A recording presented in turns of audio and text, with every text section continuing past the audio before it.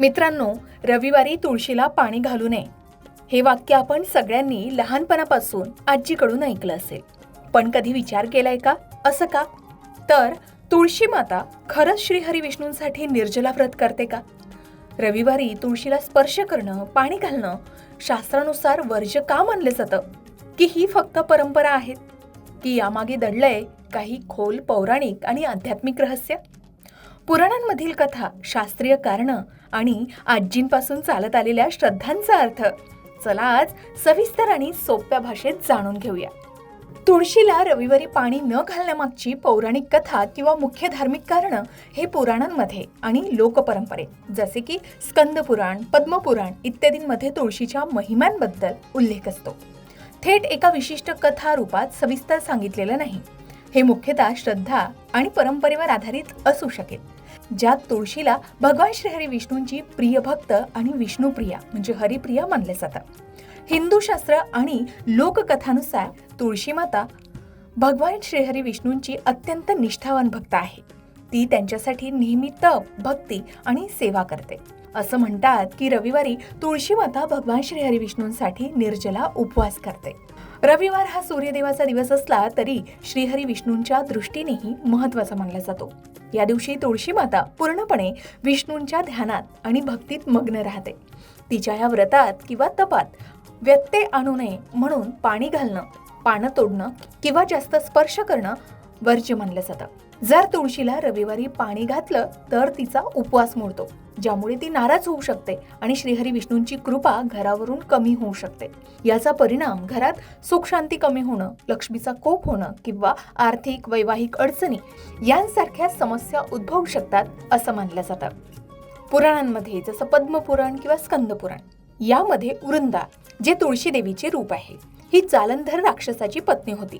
जालंधर अत्यंत बलवान होता, कारण त्याच्या पत्नी वृंदेच्या पतिव्रता धर्मामुळे त्याला अजयता मिळाली होती. भगवान श्रीहरी विष्णूंनी मोहिनी रूप धारण करून वृंदेचा पतिव्रता धर्म भंग केला, ज्यामुळे जालंधराचा वध शक्य झाला.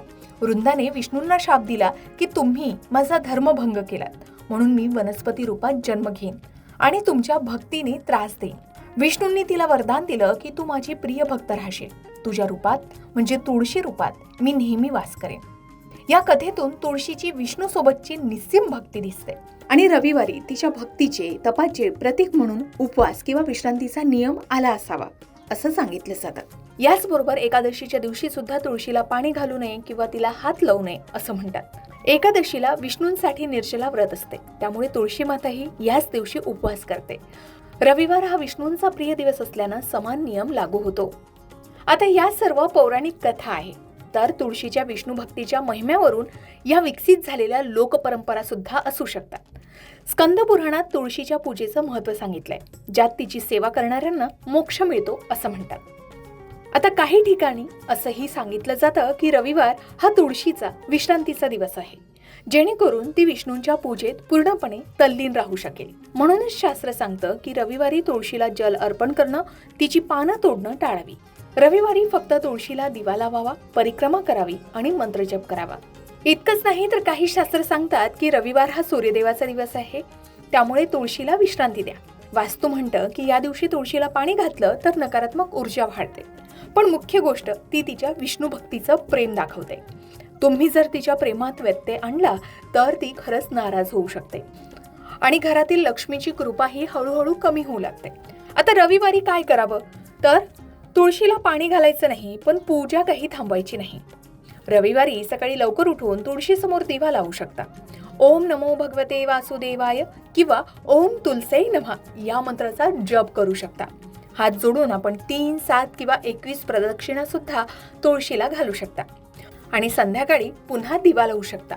आता रविवारी किंवा एकादशीच्या दिवशी तुळशीला फक्त पाणी घालणंच टाळू नये, तर तिची पानं तोडणं आणि तिला जास्त स्पर्श करणंही टाळावं.